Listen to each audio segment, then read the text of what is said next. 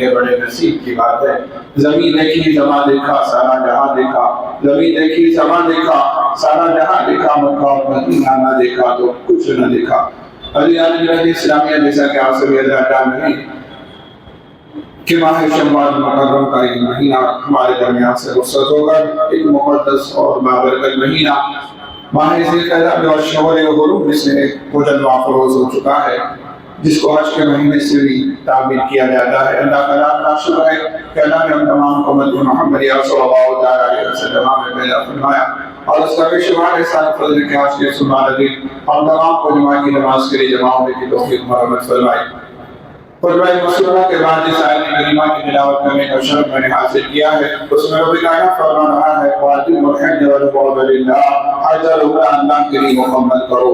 یعنی دنیا بھر کے مسلمان دنیا کے کونے کونے سے، خطے سے، ہر ممالک سے، ہر ملک سے، ہر علاقے، ہر خطے سے مسلمان دوڑا ہوا کھینچتا ہوا خانہ کعبہ کی طرف جا رہا ہے۔ وہ کون سی چیز ہے جو انہیں کھینچ لے کر جا رہی ہے؟ یہ اللہ کی محبت اور اللہ کی حکم کی فرما برداری کی وجہ میں ایک عازمی لحاظ اللہ کے گھر کی طرف دوڑا چلا جا رہا ہے۔ اور حضرت سیدنا ابراہیم علیہ السلام نے جب اپنے بیٹے حضرت اسماعیل علیہ السلام اور حضرت حاجر علیہ السلام کو بے ذی زرع مقام پر چھوڑ کر جا رہے تھے تو صدر رب کائنات کی بارگاہ میں اپنے ہاتھوں کو پھیلایا اور دعا کی، اور ربنا انی اسکنت من ذریتی بواد غیر ذی زرع عند بیتک المحرم اور ربنا لیقیموا الصلاة فاجعل أفئدة من الناس تهوی الیہم وارزقهم من الثمرات لعلهم یشکرون۔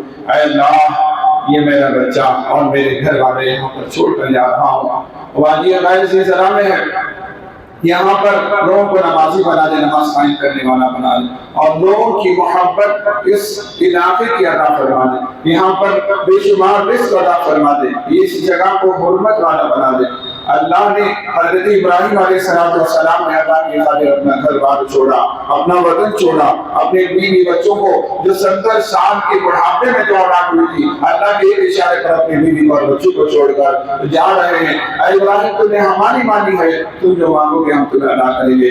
یہ حرمت، یہ تقدس خانہ کعبہ کا جو ہے، اس کے اور وجوہات بھی ہیں، ان وجوہات میں سے ایک وجہ یہ بھی حضرت ابراہیم علیہ السلام کی دعا ہے کہ اللہ نے اسے حرمت والا بنا دیا، تقدس والا بنا دیا، عزت والا بنا دیا، اور لوگ اس خانہ کعبہ اللہ کے گھر کی طرف کھینچنے کا ایک سبب یہ بھی حضرت ابراہیم علیہ السلام کی دعا ہے فَجْعَلْ أَفْئِدَةً مِنَ النَّاسِ، لوگوں کے دلوں میں ایک میگنیٹ جب آپ اپنے سامنے رکھیں گے تو اس طرح آپس میں کھینچاؤ ہوتا ہے، اسی طرح دنیا بھر کے مسلمان خانہ کعبہ کی طرف ایک کھینچاؤ کرتے ہیں۔ یعنی مقناطیسی پاور ہے خانہ کعبہ کے اندر، وہاں کی زمین کے اندر لوگ وہاں پر پیچھے ہوئے چلے جاتے ہیں، وہاں پر کوئی اشتہار نہیں ہے لگا رہا، کوئی اعلان نہیں ہو رہا کہ چلو خانہ کعبہ کی طرف چلو، حج بیت اللہ کے لیے چلو، عمرہ کے چلیے چلو، طواف کعبہ کے لیے چلو، مقام ابراہیم کو سجدہ بنانے کے لیے، مصلی بنانے کے لیے چلو۔ اس طرح کا کوئی اعلان نہیں، خود بخود مسلمان ہر لمحہ، ہر گھڑی، ہر ساعت، ہر دن آپ دیکھ رہے ہوں گے 24 گھنٹے وہاں پر لوگوں کا آسجم میں وقیر لگا ہوا ہے، لوگوں کا بڑے سے بڑا مجمع جمع ہوا ہے۔ دنیا کے کسی خطے میں اتنے آپ نے ہمیشہ نہیں ہوتے ہوں گے، اتنے لوگ خانہ کعبہ کے لیے طواف کرتے ہوئے، نمازیں پڑھتے ہوئے، دعائیں مانگتے ہوئے، قرآن کی تلاوت کرتے ہوئے نظر آتے ہیں۔ خانہ کعبہ کو اللہ تبارک و تعالیٰ نے بلد امین بھی بنا دیا، وَمَنْ دَخَلَهُ كَانَ آمِنًا، یہ ایسا مقدس جگہ ہے، ایسی مقدس جگہ ہے، ایسی مقدس جگہ ہے جہاں پر چوٹیوں کو مارنا بھی منع ہے، جہاں پر مچھروں کو مارنا بھی منع ہے، جہاں پر اپنے جسم پر اگر یہ بھی آ جائے جوں جس کو کہا جاتا ہے، ہمارے سر کے بالوں میں جو ہوا کرتے اس کو مارنے سے بھی منع کر دیا گیا ہے۔ تو بتاؤ، وہاں پر جانے کے بعد ان چھوٹے چھوٹے کیڑے مکوڑوں کو مارنے سے اللہ منع کر رہا ہے، یہاں تک کہ جانور تو جانور بے جان گھاس کو بھی کھانے سے منع کر دیا گیا ہے۔ کس قدر امن والا ہے، اگر وہاں پر کوئی چور بھی داخل ہو جائے، وہاں خانہ کعبہ کے حرم کعبہ میں اگر ڈاکو بھی داخل ہو جائے، خانہ کعبہ کے ارد گرد حرم کعبہ میں اگر کوئی قاتل بھی شامل داخل ہو جائے تو اس وقت اسے مارا نہیں جائے گا، اسے سزا نہیں دی جائے گی جب تک کہ حدود حرم سے باہر نہ نکل جائے۔ اللہ کا یہ فضل اور یہ احسان، یہ کرم ہو رہا ہے کہ لوگوں میں بتانا اس سے یہ چاہ رہا ہوں، جب جانوروں سے اس میں سلوک ہو رہا ہے، چرند و پرند کے ساتھ اس میں سلوک ہو رہا ہے، کیڑے مکوڑوں کے ساتھ اس میں سلوک ہو رہا ہے، گھاس اور کھلیان کے ساتھ یہ سلوک ہو رہا ہے، ڈاکوں کے ساتھ یہ سلوک ہو رہا ہے، چوروں کے ساتھ اس طرح سے برتاؤ ہو رہا ہے، قاتلوں کے ساتھ یہ سلوک ہو رہا ہے، تو بتاؤ جو آدمی حج کے لیے جا رہا ہے، اللہ اکبر لبیک اللہم لبیک کہہ رہا ہے، لا شریک لک لبیک کہہ کر یہ سجائے لگا کر خانہ کعبہ کے طواف کے لیے جا رہا ہوگا، اس پر کس قدر یہ عمل مانا ہوگا، کس قدر سلامتی مانا ہوگا، کس قدر سے رحمت اور اللہ کی بارشیں اس پر ہو رہی ہوں گی، کس قدر وہ فرشتوں کی دعائیں اس کے حق پر ہو رہی ہوں گی۔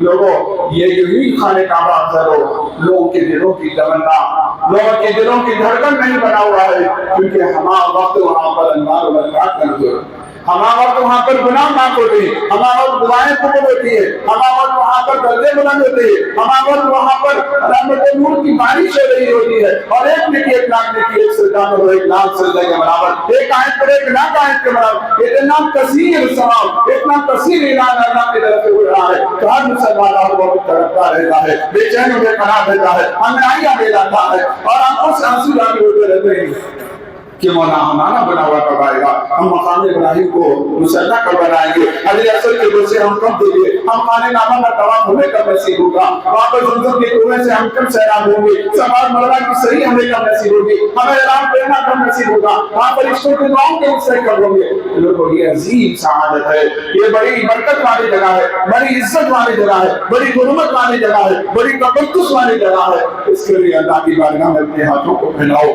اپنے دامنوں کو، اپنی چوٹیوں کو پھیلا کر مانگو، کیونکہ یہاں پر جانا ہر ایک کے بس کی بات نہیں ہے، ہم اور آپ نہیں جا سکتے، بڑے بڑے سلاطین، بڑے بڑے مالدار، بڑے بڑے وقت لوگ جو ہے خانہ کعبہ کو دیکھ نہ سکے، اس کا طواف نہ کر سکے۔ آپ پوچھتے ہوں گے ان کے پاس مال و دولت تھا، ان کے پاس ذرائع اسباب تھے، ان کے پاس ظاہرہ تھا، ان کے پاس حکومتیں تھی، اس کے باوجود وہ لوگ کیوں نہیں جا سکے؟ لوگ جانا اپنے بس کی بات نہیں ہے، اپنی مرضی سے نہیں، جسے رب کائنات توفیق دے رہا ہے، جس کا بلاوا ہوتا ہے۔ حضرت ابراہیم علیہ السلام نے خانہ کعبہ کی تعمیر کر دی تھی، اللہ نے حکم کیا واجب للناس بالحج تو نہ نکالو وانا کل ضامری یاتینا من کل فج عميق۔ اے ابراہیم تم نے خانہ کعبہ کو بنا دیا ہے، تم معمار کعبہ ہو، خانہ کعبہ کی تعمیر کرنے والے ہو۔ اب کعبہ تعمیر ہو چکا ہے تو لوگوں کو اعلان کرو کہ یہاں آئیں اور اس کا طواف کریں، مشق کریں۔ حضرت ابراہیم علیہ السلام نے اپنے عز و انکساری کا اظہار کیا، مولا میں اگر اعلان کروں گا تو زیادہ سے زیادہ آگے کے لوگ کیا ہم سے جو ایک فرمان پر بیٹھے ہوں گے یا چل رہے ہوں گے، کھڑے ہوں گے، انہیں میری آواز آئے گی، دنیا بھر کے لوگوں کو مجھے پہنچانا ہے، میری آواز کو کیسے پہنچاؤں گا؟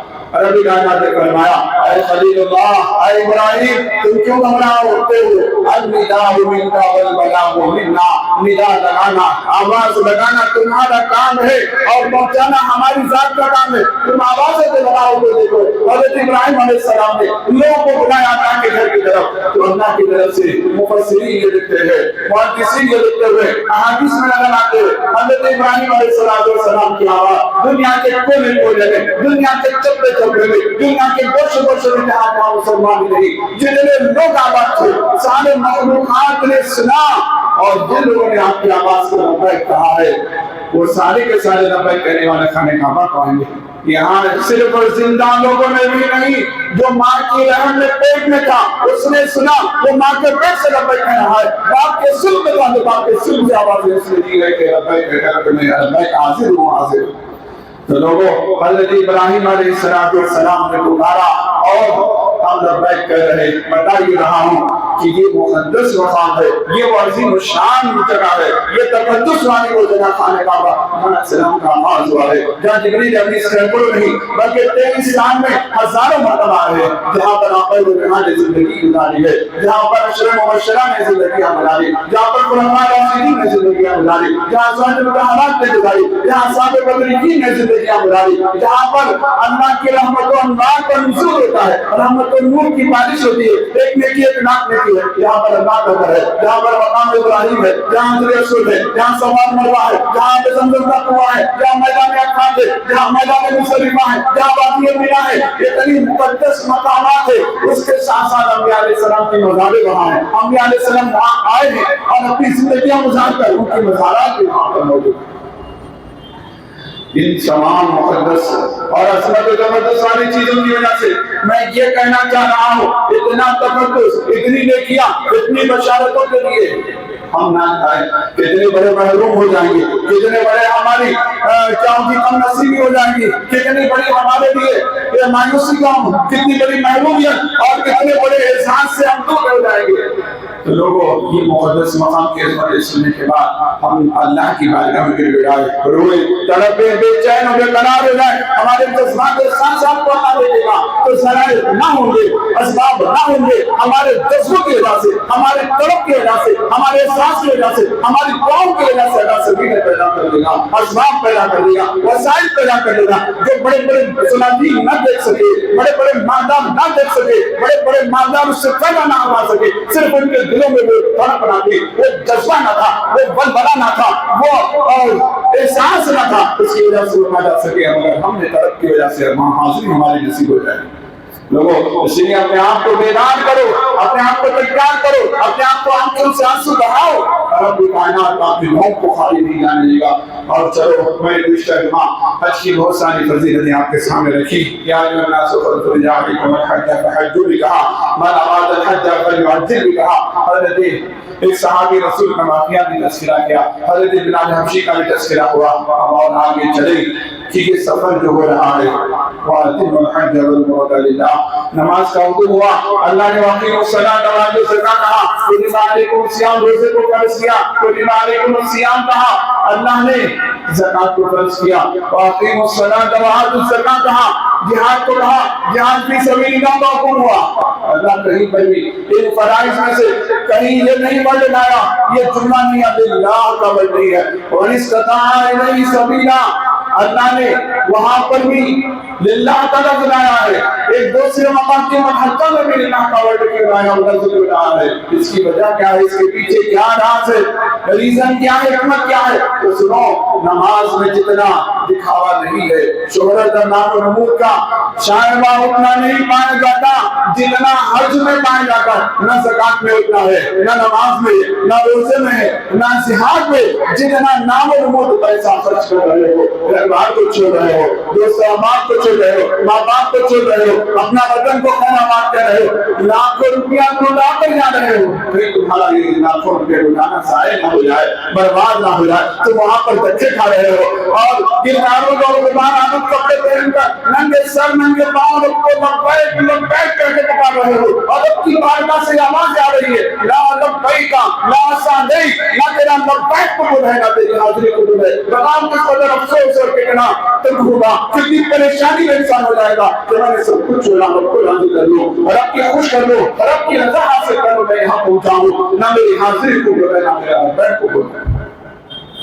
لوگوں, سفر جو انسان بہت سارے کرتا ہے, تعلیمی سفر بھی کر رہا ہے, انسان ملاقات کا سفر بھی کر رہا ہے, سیر و تفریح کا سفر بھی کرتا ہے, تجارت والا سفر بھی کرتا ہے, مگر ایک سفر ایسا ہے جو ایک بندے کا سفر خالق کی طرف ہے. جب عمرہ کرنے والا, حج کرنے والا جاتا ہے تو وہ اللہ کا مہمان بن جاتا ہے, وفد اللہ ہو جاتا ہے, اللہ کی میزبانی اسے نصیب ہوتی ہے. ہمارے گھروں میں کوئی اگر مہمان آ جائے تو ہم کتنے ہی غریب کیوں نہ ہو, اس کی خواہش کا خیال رکھتے ہیں, اس کے جذبات کا احساس رکھتے ہیں, اسے کھانے پینے میں خود تو سوکھ کے روٹی کھا دیتے ہیں, مگر اسے اچھا سے اچھا کھانا کھلاتے ہیں.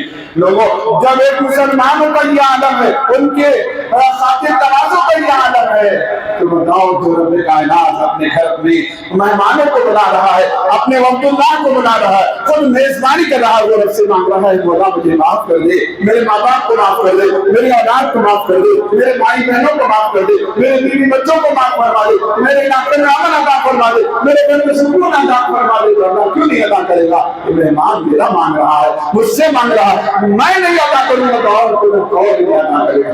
وہ حج کیوں فرض ہوا؟ حج کے پیچھے اللہ کی یہاں اسرار ہے، کیا رموز اور کیا حکمت اس کا فلسفہ سمجھو۔ اللہ تبارک و تعالیٰ مالداروں پر حج کو فرض کیا، غریبوں پر نہیں کیا ہے۔ مالدار اپنے مال کے عیش و آرام میں، مال کے دولت کے آرام و سکون میں، عیش و عشرت میں اللہ کو بھول جاتا ہے، دنیا سے جانے کا احساس اس کے دلوں سے ختم ہو جاتا ہے۔ وہ اللہ کی بارگاہ میں کھڑے ہونا اور اپنے زندگی کا ایک ایک عمل، اپنی زندگی کا ایک ایک لمحے کا جواب دینا ہے ہر مسلمان اور انسان کو۔ یہ مالدار مال و دولت کے نشے میں اللہ کو بھول جاتے ہیں، موت کو بھول جاتے ہیں، اللہ کی بارگاہ میں حاضری اور جواب دہی کا احساس ان کے سینوں سے ختم ہو جاتا ہے۔ اللہ نے بلایا ہے ماں باپ کو چھوڑ دو، بیوی بچوں کو چھوڑ دو، مال و دولت کو چھوڑ دو، ہیرے جواہرات کو چھوڑ دو، اپنا عیش و آرام چھوڑ دو، اپنے مہنگے لباس کو ڈال دو، اپنے خوبصورت لباس کو ڈال دو، اپنے مہنگے والے لباس کو ڈال کر ایک سادہ لباس پہن لو اور چھوڑ کر رب کی بارگاہ میں ننگے سر ننگے پاؤں دیوانہ باہر جاؤ، غبار آلود ہوگا اور رب کو پکار رہے ہوگے۔ تمہیں احساس ہوگا جس طرح آج میں یہاں میدان عرفات میں کھڑا ہوں، جس طرح میں آج مقام میں کھڑا ہوں، جس طرح میں اللہ کی بارگاہ میں آج کھڑا ہوں، ایک دن ایسا آئے گا میدان محشر میں مجھے ایسے ہی تنہا جانا ہوگا، مجھے دنیا سے ایک دن اپنی خبر میں تنہا جانا ہوگا۔ نہ وہاں پر بیوی بچے ہوں گے، نہ ماں باپ ہوں گے، نہ بھائی بہن ہوگا، نہ مال و دولت ہوگا، نہ مہمات ہوں گے، نہ عیش و آرام ہوگا۔ مجھے اس دنیا کو چھوڑنا ہے۔ یہ احساس ایک مالدار جو بھول چکا تھا، وہ بے خبر ہو چکا تھا، بے بہرا ہو چکا تھا، دنیا کی دولت میں عیش و آرام میں مست اور بے خود ہو چکا تھا، اللہ سے دوبارہ بے خبر کر دیا ہے۔ جو سے ایمانی پیدا ہو جائے، حرارت ایمانی پیدا ہو جائے، اللہ سے نہ لگا لے، اللہ سے تعلق بنا لے، اللہ سے اشنائی بنا لے، اللہ سے وابستہ ہو جائے اور دوبارہ سے جا کر اللہ کی رضا والے کام کرے، اللہ کو خوش کرنے والے کام۔ اس لیے مالداروں پر اللہ نے حج کو فرض کیا۔ ایک اور حکمت میں آپ کو بتاؤں، حج کا بہت سارے فلسفے ہیں، بہت سارے اسرار ہیں، بہت سارے حکمتیں ہیں، مگر اللہ نے ہمیں جو استعداد، صلاحیت، قابلیت دی ہے، ہمارے بزرگوں نے جو اپنی کتابوں میں ہمارے سامنے رکھ دیا، اسی کو آپ کے سامنے نقل کیا جا رہا ہے۔ ایک اور حکمت یہ بھی ہے کہ مسلمان ایک جگہ جمع ہوتا ہے۔ سال بھر میں دنیا بھر کے بہت سارے باطل مذہب ہیں، باطل مذہبوں کی یہ کوشش ہوتی ہے اپنے باطل مذہب کو، معبودان باطل کا پرچار کیا جائے، تبلیغ کیا جائے، اشاعت کیا جائے اور زیادہ سے زیادہ لوگوں کو اس بات پر اکٹھا کیا جائے، جمع کیا جائے اور انہیں بتایا جائے یہ معبودان باطل ہے، ہمارا باطل مذہب جو ہے سچا اور حق ہے، صحیح ہے۔ مگر لوگوں، دنیا کے سارے ممالک میں آپ ٹھان لو، جس طرح اللہ اپنی کبریائی، اپنی بڑائی، اپنی شان و شوکت، اپنی عظمت، اپنی معبودیت، اپنی الوہیت کا چرچا خانہ کعبہ میں، بیت اللہ میں کرتا، پوری دنیا میں پوری میں ایک نظیر ایسی نہیں ملتی ہے جہاں ایک قرآن کو ماننے والے، ایک کعبے کو ماننے والے، ایک خدا کو ماننے والے، ایک رسول کو ماننے والے، ایک لباس میں ایک خدا کو لبیک لبیک کہہ کے پکارے، پوری دنیا میں کوئی بھی اجتماع ایسا نہیں ملتا جہاں پر 40 لاکھ کا مجمع جمع ہے اور خدا کو پکار رہا ہے۔ تو اللہ نے بتا دیا جس طرح اسلام صحیح ہے، اسلام کے ماننے والے سے، اسلام والوں کا رب بھی صحیح ہے، وہی معبود ہے، وہی کبریا ہے، وہی اسی کی بڑائی ہے، اسی کی بڑائی ہے، اسی کی عزت ہے، اسی کی شان و شوکت ہے، اسی کا چلتا ہے، اسی کی شان و شوکت دنیا میں جلوہ کرے۔ دنیا میں آپ نے بہت بڑے بڑے اجتماع دیکھے ہوں گے، بہت بڑے کانفرنس دیکھے ہوں گے، بڑی سے بڑے ازدحام کو دیکھا ہوگا، لوگوں کا اکٹھا ہونا، مگر پوری دنیا میں ہر سال جیسا مسلمانوں کا اجتماع ہوتا ہے، مسلمانوں کی کانفرنس ہوتی ہے، اس کی ایک مثال بھی ہمیں پوری دنیا میں نہیں ملتی ہے۔ اور ایک تیسری وجہ بھی آپ کو بتاؤں، مسلمان ایک جگہ جمع ہو رہا ہے تو اس میں دوسرے ممالک کے لوگ جمع ہوتے ہیں، تو انہیں معلوم ہوتا ہے کہ اس ملک میں کیا جنگیں ہو رہی ہیں، وہاں پر برا عام ہو گیا ہے، وہاں پر بیماریاں عام ہو گئی ہیں، آفات سماوی، آزمان عرضی وہاں پر آئی ہے، وہ لوگ محتاج ہے، مفلس ہے، مفلوک ہے، انہیں کس چیز کی ضرورت ہے، وہ کن پریشانیوں کا سامنا کر رہے ہیں۔ دوسرا مالدار وہ ان کی کفالت کرے، ان کی مدد کرے، ان کا تعاون کرے۔ مسلمان ایک جگہ جمع ہو کر ایسے ظاہر کرے جیسے کہ ایک جسم کے کسی ایک عضو کو تکلیف ہو جاتی ہے تو پورا جسم پریشان ہو، بے چین بے قرار ہو جاتا ہے۔ مسلمان ایک جگہ جمع ہوتے ہیں تو ہندوستان والے بھی ہیں، پاکستان والے، افغانستان، بلوچستان، ایران، مصر، شام، دنیا بھر کے ممالک کے لوگ جمع ہو کر اپنے مسائل کو حل فرما لیں اور ایک دوسرے کے تبادلے خیال ہو جائے۔ اور اللہ تبارک و تعالیٰ نے حج کو فرض اس وجہ سے بھی کیا کہ غیر مسلمانوں کو حلقے میں نہ دیکھو. مسلمان دنیا کے کونے کونے میں تو ہیں، مگر مسلمان جب سارے دنیا کے مسلمان ایک جگہ جمع ہو جائیں گے، مسلمان ایک آواز کو لبیک کہہ رہے ہوں گے، دنیا بھر کے غیر مسلموں کو یہ میسج چلے جائے، یہ پیغام چلے جائے، مسلمان ٹکڑوں میں بٹا ہوا نہیں بلکہ ایک جسم واحد کی طرح ہے. مسلمانوں پر اگر ہم کچھ غلط کرنے کا سوچیں گے تو مسلمان بٹا ہوا نہیں ہے، الگ الگ چیزاں نہیں ہے، علاحدہ نہیں ہے، مسلمان ایک ہے. اور اس کی مثال اگر دیکھنا ہے تو خانہ کعبہ میں ملتی ہے، میدان عرفات میں ملتی ہے، میدان مزدلفہ میں ملتی ہے. مسلمان کے روح و دبدبہ، مسلمانوں کی شان و شوکت اور غیروں کے دلوں میں اللہ تبارک و تعالیٰ بٹھا دینا چاہتا ہے اور وہی اپنی کبریائی کا اعلان بھی کرانا چاہتا ہے. میری جیسی تعریف ہوتی ہے، میری جیسی کبریائی ہے، میری جیسی بڑائی ہے. پوری دنیا میں جتنے بھی باطل مذہب الگ الگ تو کیا پورے دنیا اکٹھا ہو کر بھی اپنے معبود و الگ باطل کو پکارے تو میری شان و شوکت اس طرح بیان ہوگی، کسی اور کی بیان نہیں ہوگی. تو لوگوں حج کے اثرات کا آپ نے سنے، مگر حج کے اندر ہمارے اہل سنت والجماعت کے جو عقائد ہے ان عقائد کو آپ سن لیں گے، آپ کا ایمان تازہ ہو جائے گا. ان عقائد کو آپ کی مسئولیت کو ترقی ملے گی. آپ جس مسلک کو فالو کر رہے ہیں اس پر آپ کو فخر ہوگا، ناز ہوگا. ہم کسی ایسے مذہب کو نہیں. آج ہمارے علاقوں میں نئی نئی جماعتیں، نئی عقائد، نئی سوچ آ رہی ہے. مزاروں پر مت جاؤ، بزرگوں کے ہاتھوں کو نہ چومو، ان کی تعظیم نہ کرو، ان کا ادب نہ کرو، یہ ناجائز، وہ حرام، وہ بدعت، وہ شرک کہا جا رہا ہے. مگر خانہ کعبہ میں آپ پہنچو گے، ہر رکن خانہ کعبہ کا طواف کیا ہو، خانہ کعبہ کا طواف کیا ہے، مقام ابراہیم کیا ہے، آب زمزم کا کنواں کیا ہے، حجر اسود کیا ہے، میدان مزدلفہ کیا ہے، مرمی الجمار کیا ہے، میدان عرفات کیا ہے. ایک ایک رکن کو آپ کو سامنے بیان کرو. ایک ایک رکن کے پیچھے اللہ والوں کام کروا ہے. اللہ صرف اپنے محبوبوں کو پسند نہیں فرماتا، محبوبوں کی اداؤں کو بھی اللہ پسند فرماتا ہے. اللہ کو صرف اس کے نبی پسند نہیں، نبی بھی پسند ہے، اس کے نبیوں کی ادائیں بھی صرف پسند ہے. اللہ کو ولی پسند نہیں، ولی ہی صرف پسند ہے، ولی کی ادائیں بھی اللہ کو پیاری ہوتی ہیں. یہ دیکھنا ہے، اس کا ادب و احترام بتانا ہے. تو خانہ کعبہ کو لے چلو. خانہ کعبہ کا ایک مختصر حصہ میں نے گزشتہ جمعہ رکھا تھا، آج اس کو ترتیبوار آپ کے سامنے رکھ کر اپنی بات کو مکمل کروں گا انشاءاللہ. آئندہ جمعہ سے حاضری مدینہ منورہ آپ کے سامنے رکھی جائے گی کہ خانہ کعبہ کیا ہے. آخر جہاں صلی اللہ علیہ وسلم نے خانہ کعبہ کا طواف کیا. اس سے پہلے حضرت ابراہیم علیہ السلام، حضرت آدم علیہ السلام نے بھی کیا ہے. تو یہ کیا ہے؟ خانہ کعبہ کو تعمیر کرنے والے حضرت آدم علیہ السلام اور فرشتے ہیں. جب خانہ کعبہ تعمیر ہو چکا، حضرت آدم علیہ السلام اس کو دیکھ رہے تھے چاروں طرف. یہ بناوٹ اس کی کیسی ہے، اس کی بناوٹ میں کیا حسن و جمال ہے. ادھر سے دیکھا، کبھی دائیں سے دیکھا، کبھی بائیں سے دیکھا، کبھی آگے سے دیکھا، کبھی پیچھے سے دیکھا. تو یہ دیکھتے دیکھتے آپ نے 7 چکر لگا دیے. تو اللہ کو ان کا 7 چکر لگانا بہت پسند آیا. اسی 7 چکر کو اللہ نے حج میں رکھ کر ہمارے اوپر فرض کر دیا. خانہ کعبہ کا آدم علیہ السلام نے طواف کیا ہے. انہوں نے کسی اور مقصد کے لیے کیا ہے تو ان کی ادا کو ادا کرو. تمہارے حج کا ایک رکن ادا ہو جائے گا، تمہارا ایک قرض ادا ہو جائے گا، تمہیں برکتوں سے نواز دیا جائے گا. تم ماں کے پیٹ سے جیسے پیدا ہونے کے بعد کام کو صاف ہوتے ہو، طواف کرو گے تو تمہارے بھی گناہ سے کام کو صاف ہو جائے گا. لوگوں خانہ کعبہ کا طواف اللہ نے فرض کیا ہے کہ آدم علیہ السلام کے ماؤں کی ادا کی نفل ہے. اور یہ خانہ کعبہ جس جگہ قائم ہے یہ وہ زمین ہے جس زمین کی مٹی سے حضرت آدم علیہ السلام کا خمیر تیار ہوا تھا. تو اس خمیر کی تعظیم بھی ہو جائے، حضرت آدم علیہ السلام کی تعظیم بھی ادا ہو جائے، ان کی ادا بھی ادا ہو جائے. اور پھر آقا جہاں صلی اللہ علیہ وسلم نے بھی طواف کیا. تو آقا کی ادا کرنے کی وجہ سے یہ صرف آدم علیہ السلام کی سنت نہ رہی، آقا کی ادا کرنے سے آقا جہاں کی بھی سنت ادا ہو گئی ہے، آقا کی بھی سنت ادا ہو گئی. مگر اس میں کمال یہ ہے، حاجی جب حج کے لیے جا رہا ہے خانہ کعبہ کا طواف کر کے اپنا سینہ تان کے چل رہا ہے. 3 طواف آپ کریں گے، 3 چکر جب لگائیں گے تو سینہ تان کر. وَلَا تَمْشِي فِي الْأَرْضِ مَرَحًا، زمین پر اکڑ کر نہ چلو. نہ تم زمین کے پہاڑوں کے برابر ہو سکتے ہو، نہ زمین کو پاڑ سکتے ہو. اللہ نے زمین کے کسی حصے پر اکڑ کر چلنا منع کیا، مگر خانہ کعبہ کی طرف سینہ تان کر چلنا ہے.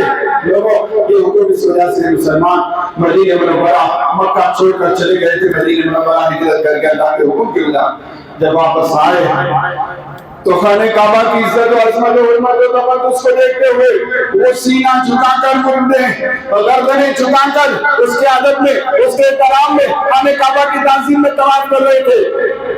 تو مکے والے کفار یہود و نصارہ کہنے لگے ان مکے والے مدینہ منورہ جا کر یہ بیمار اور کمزور ہو گئے، دیکھو ان کی گردنیں جھکی، ان کا سینہ جھکا ہوا، ان کے منڈے جھکے ہوئے۔ جب آقا کے کانوں پر یہ آواز سنی تو آقا نے فرمایا اے صحابیوں آج کے بعد خانہ کعبہ میں ہو، اللہ کے گھر میں کھڑے ہو، مگر اپنا سینہ تان کر چلو۔ وہاں اس زمانے کی بات تھی سینہ تان کر چلنا اور یہ بتانا جیسے کہ ہم کمزور نہیں ہے، ہمارے اندر روح دبدبہ ہے، اسلام کا جذبہ ہے، اسلام کی دولت ہمارے سینوں میں جھانکتی ہے، ہم کوئی کمزور نہیں، دنیا کی کوئی طاقت ہمیں کمزور نہ سمجھے، ہم سینہ تان کر چل رہے۔ لوگوں اس زمانے کے کفار کو جواب دے رہا تھا، مگر آقا کی ادا، آقا کا جملہ نکلا تھا، اللہ نے رسول کو اس زمانے تک محدود نہ رکھا بلکہ قیامت تک اس ادا کو قائم و باقی رکھ کر بتا دیا کہ مجھے میرا محبوب بھی پیارا، میرے محبوب بندے بھی پیارے، ان کی ادائیں بھی پیارے، ان کا حکم بھی مجھے پیارا ہے، انہیں کا کہنا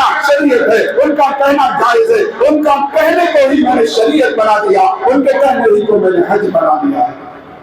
لوگوں طواف تو ہو گیا، طواف سے پہلے کا ایک اور جملہ میرے سے چھپ رہا تھا، وہ کیا ہے؟ حجر اسود کا بوسہ دینا۔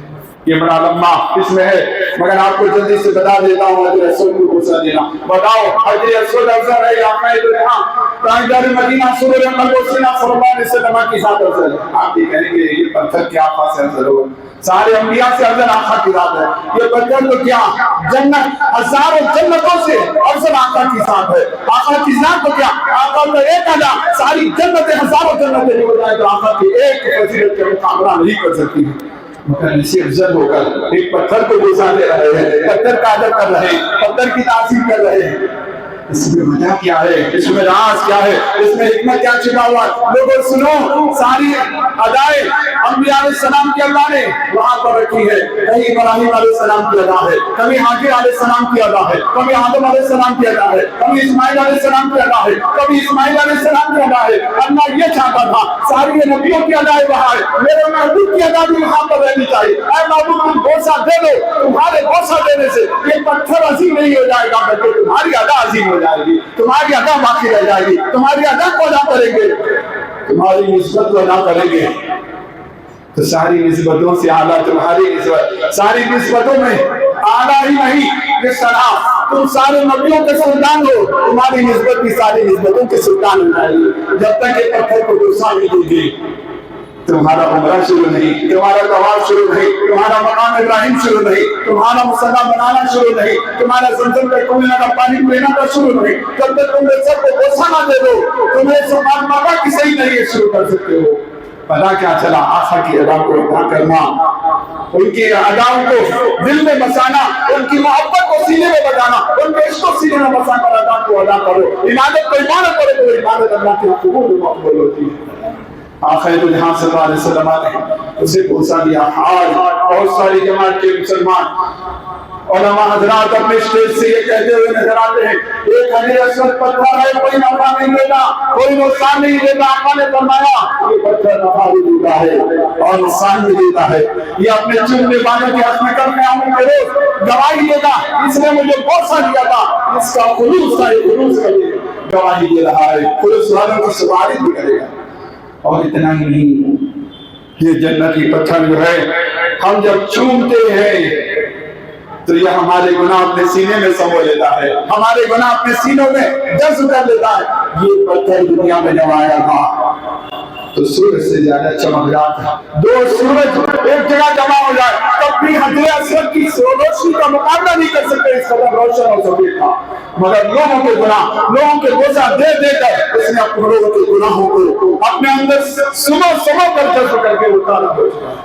لوگوں ایک پتھر ہو کر ہماری سفارش بھی کر رہا ہے، ہمارے گناہ بھی اپنے سینے میں لے رہا ہے، تو بتاؤ اللہ کی پیارے حبیب ہمارا کتنا خیال کرتے ہوں گے، کتنے قدر رؤوف و رحیم ہے، کس قدر حریص علیکم بالمؤمنین ہے، کس قدر رحمت للعالمین ہے۔ میدان محشر میں اپنے گنہگار امت کے اوپر عزت ملیں گے جیسے کہ ایک ماں اپنے گمشدہ بچے کو تلاش کرنے سے ناصر ہونے تلاش کرے گی۔ آقا ایسے ہم سے محبت کرتے ہیں، لوگوں اس پر آؤ تھوڑا تفصیل جاؤ تو اور رکن بھی ہے، وہ انشاءاللہ آئندہ جمعہ بیان کر کے وقت ختم ہو رہا ہے۔ حجر اسود پر بعد آج مکمل ہو جائے گی لگ رہا ہے، حجر اسود کو چوما جا رہا ہے۔ لوگ یہاں پر علماء صوفیاء ائمہ کے ہاتھ چومنے پر، ان کا ادب کرنے پر، ان کا احترام کرنے پر ناجائز و حرام جن کو بدعت کے فتوے دے رہے ہیں، وہاں پر جا کر پتھر کے بوسے دے رہے ہیں۔ لوگوں سے پوچھا جائے کیوں بوسہ دے رہا؟ ہم نے بوسہ دیا، ہم بوسہ دے رہے ہیں۔ مگر لوگوں انسانوں کو آقا نے کب بوسہ دیا ہے؟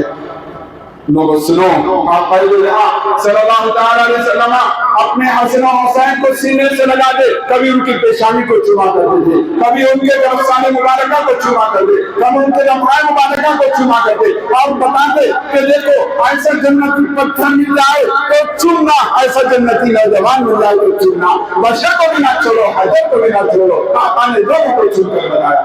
فتح مکہ ہوا ہے، 360 خانے کعبہ میں رکھے گئے، 360 نکال دیے گئے، مگر مقام ابراہیم کو نہ نکالا گیا، حجر اسود کو نہ نکالا گیا۔ یا رسول اللہ، وہ بھی پتھر، یہ بھی پتھر، کہا کہ وہ پتھروں کو پوجا جاتا تھا، ان پتھروں کو چوما جاتا ہے۔ چومنا اور ہے، پوجنا اور ہے۔ لوگوں آج ہم اپنے بچوں کو گھروں میں چومتے ہیں، بازاروں میں، گلیوں میں، کوچوں میں چومتے ہیں، مگر جیسے اللہ والوں کو چومتے ہیں ویسے ہم پر ناجائز و حرام کا فتویٰ لگتا ہے۔ لوگوں یہ ناجائز کرنے والوں سے پوچھا جائے آپ اپنے بچوں کو کیوں چوم رہے ہیں، تو جواب یہ کہتے ہیں اپنے بچوں کو محبت چوم رہے ہیں، محبت سے چوم رہے ہیں، پیار سے چوم رہے ہیں۔ ہم انہیں یہ کہتے ہیں جس طرح سے تم اپنے بچوں کو محبت سے چومتے ہو، تمہارا مقدر صرف بچے ہیں، ہمارے مقدر میں اللہ والے بھی ہے، اللہ والے کی نسبتیں بھی ہے۔ تم صرف بچوں تک رہ گئے، ہم بچوں سے بھی محبت کرتے ہیں، اللہ والوں سے بھی محبت کرتے ہیں، ہم بچوں کو بھی چوما کرتے ہیں اور تم والوں کو بھی چومتے ہیں، ان کی نسبتوں کو بھی چومتے ہیں۔ تم محبت کے لیے چومتے ہو، ہم محبت بھی کرتے ہیں، ان کا ادب بھی کرتے ہیں، ہم محبت بھی کرتے ہیں، ہم ان کی تعظیم کے لیے بھی چومتے ہیں۔ لوگوں پتھروں کو چومنا یہ کوئی شرک اور ناجائز نہیں، پتھروں کو خدا نہ سمجھنا ہے، پتھروں کو خدا سمجھ کر نہیں، خدا کا جو چیز اللہ سے جڑ جائے وہ پتھر غیر اللہ کی لیتی، وہ چیز اللہ والی ہو جاتی ہے، جو چیز اللہ والی، اللہ سے رشتہ، اللہ والوں سے وابستہ آشنا ہو جائے وہ بھی ایسے ہو جاتا ہے۔ خانہ کعبہ ایک پتھروں کی دیوار ہے مگر اللہ والوں سے نسبت ہو گئی، ساری دنیا کے لیے ہدایت کا مرکز خانہ کعبہ ہے۔ خانہ کعبہ کوئی نبی نہیں، خانہ کعبہ کوئی کالج نہیں، خانہ کعبہ میں کوئی یونیورسٹی نہیں، خانہ کعبہ میں ہیلے جواہرات نہیں، صرف اس وجہ سے خانہ کعبہ کا اللہ والوں سے منسوب ہے۔ جب اللہ والوں سے منسوب ہونے والے در و دیوار کی یہ مقام ہے کہ ساری دنیا کے لیے ہدایت ہے، تو اللہ والے کس قدر کس ہدایت ہے، اللہ والے کس قدر ہمارے لیے برکت کا سامان اور سبب بن سکتے ہیں۔ تو لوگوں حج کے لیے جا رہے ہیں، اللہ ان کے حج کو حج مقبول عطا فرمائے۔ ہر مسلمان کو زندگی میں کم سے کم ایک مرتبہ ضرور خانہ کعبہ کی حاضری اور زیارت نصیب عطا فرمائے۔ وہاں کی برکتیں، وہاں کی سعادتیں، وہاں کے انوار و تجلیات ہر مسلمان، ہر مومن بندے کو نصیب عطا فرمائے۔ آمین وآخر دعوانا الحمدللہ رب العالمین۔ جو حضرات سے نوافل پڑھنا چاہتے پڑھ لیں، مہربانی فرما کر اگلی صفوں کو اچھی طرح سے پر فرما لیں۔